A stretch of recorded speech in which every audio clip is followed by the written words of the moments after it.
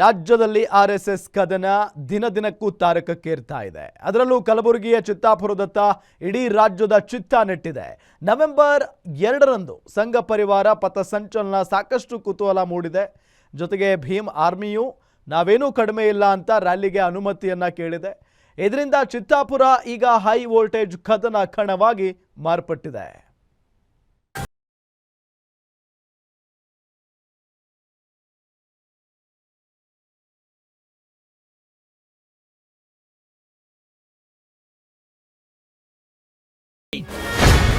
November 2ರ ಪಥಸಂಚಲನಕ್ಕೆ Bhima ಪಥಸಂಚಲನ counter. ಸರ್ಕಾರದ ಆದೇಶದ ನಡುವೆ ಜಿಲ್ಲಾಡಳಿತ ಕೊಡುತ್ತಾ ಪರ್ಮಿಷನ್.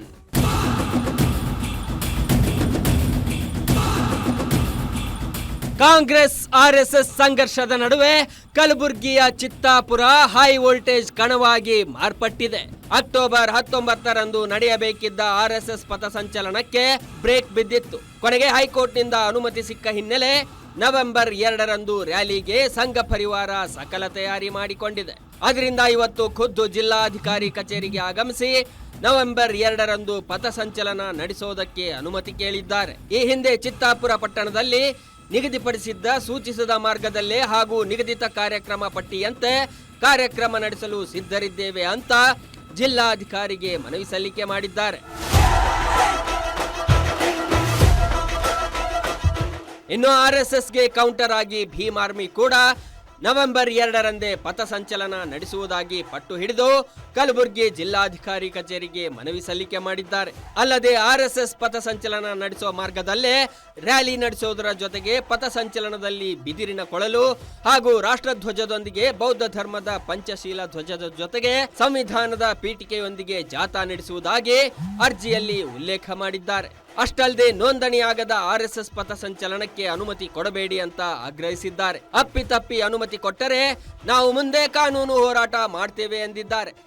ನಾವು ಭೀಮ್ ಆರ್ಮಿಯ ಭಾರತ್ ಏಕ್ತಾ ಮಿಷನ್ ವತಿಯಿಂದ ಕರ್ನಾಟಕದಲ್ಲಿ ಏನು ಆರ್ಎಸ್ಎಸ್ದವರು ಚಿತ್ತಾಪುರದಲ್ಲಿ ಏನು ಪಥಸಂಚಲನ ಕಾರ್ಯಕ್ರಮ ಮಾಡಕ್ಕೆ ಹೊರಟಿದ್ದಾರೆ, ಅವರದ ವಿರುದ್ಧವಾಗಿ ಅಂತಂದರೆ ಈಗ ಅವರು ಪ್ರಿಯಾಂಕಾ ಖರ್ಗೆ ವಿರುದ್ಧವಾಗಿ ಚಿತ್ತಾಪುರದಲ್ಲಿ ಜಿದ್ದಿಡ್ಕೊಂಡ್ಬಿಟ್ಟು ಕಾರ್ಯಕ್ರಮವನ್ನು ನಡೆಸೋಕ್ಕೆ ಪ್ರಯತ್ನ ಮಾಡ್ತಾ ಇದ್ದಾರೆ. ಅವರು ಕಾರ್ಯಕ್ರಮ ಮಾಡಬೇಕಾದ್ರೆ ಅವರಿಗೂ ಕೂಡ ಸಂಘದ ಒಂದು ರಿಜಿಸ್ಟ್ರೇಷನ್ ಕಾಪಿ ಇರಬೇಕು. ಆರ್ಎಸ್ಎಸ್ ಅಂತ ಒಂದು ಸಂಘ ಇದೆ, ರಾಷ್ಟ್ರೀಯ ಸ್ವಯಂ ಸೇವಕ ಸಂಘ ಅಂತಲೇ ಇದೆ. ಆ ಸಂಘದ ರಿಜಿಸ್ಟ್ರೇಷನ್ ಕಾಪಿ ಅವ್ರಿಗೆ ಕೊಟ್ಟರೆ, ಅವ್ರ ಹತ್ರ ಇದ್ದರೆ ಅವರಿಗೆ ಅನುಮತಿ ನೀಡಲಿ, ಅವರು ಪಥಸಂಚಲನ ಕಾರ್ಯಕ್ರಮ ಮಾಡಲಿ.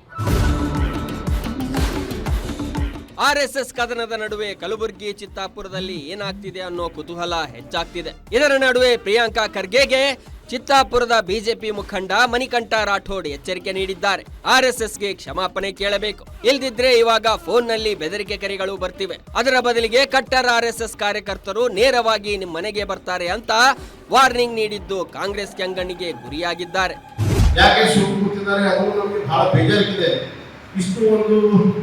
ಅಪೋಸಿಷನ್ ಅಲ್ಲಿ ಕೂತು ಇದ್ರ ಎಷ್ಟು ಲಾಭ ತೆಗಿಬೇಕು, ಇವತ್ತು ಇಡೀ ಕರ್ನಾಟಕದಲ್ಲಿ ಇವರು ಕೆಳಗಡೆ ಮಾಡಬಹುದು. ಆದರೆ ಇವತ್ತು ರಾಜ್ಯಾಧ್ಯಕ್ಷರು ಯಾಕೆ ಸುಮ್ಮನಿದ್ದಾರೆ ಅನ್ನೋದು ಗೊತ್ತಿಲ್ಲ. ಆ ಸ್ಥಾನದಲ್ಲಿ ನಾವು ಒಂದ್ಸತಿ ರಾಜ್ಯಾಧ್ಯಕ್ಷರಾಗಿದ್ದರೆ ಇಡೀ ನಮ್ಮ ಪ್ರತಿಯೊಂದು ಕಾರ್ಯಕರ್ತರನ್ನು ತಯಾರು ಮಾಡಿ ಎಲ್ಲರಿಗೆ ಸಂಘಟ ತಗೊಂಡು ಅವರ ಮನೆ ಮುಕ್ತಿ ಆಗ್ತಿದ್ವಿ, ಅವರ ಆಫೀಸ್ ಮುಕ್ತಿ ಆಗ್ತಿದ್ವಿ. RSS ಹೆಂಗ್ ಮಾಡ್ತೀವಿ ಅಂತ ಹೇಳಿ ನಾವು ಪ್ರಶ್ನಿಸ್ತಿದ್ವಿ ಅಂತ ಹೇಳಿ ನಮ್ಮೆಲ್ಲರಿಗೆ ಈ ವಿಡಿಯೋ ಮೂಲಕ ಹೇಳಕ್ಕೆ ಇಷ್ಟಪಡ್ತೀವಿ. ಭಾರತ್ ಮಾತಾ ಕಿ ಜೈ, ಜೈ ಶ್ರೀರಾಮ್.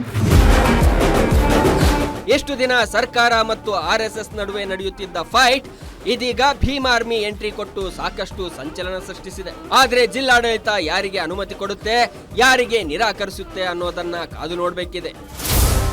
Srikanth Biral, guarantee news, Kalaburagi.